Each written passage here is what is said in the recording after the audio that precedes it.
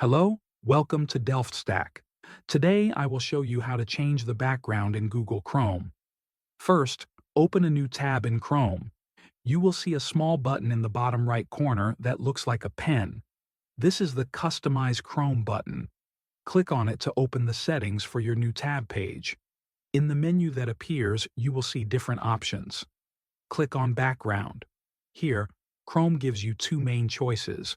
You can pick a background from categories that Chrome already provides, or you can upload your own image. To use an image from your device, click on Upload from Device. This will open your file browser. Find the image you want to use and select it. Chrome will then set this image as the background for your new tab.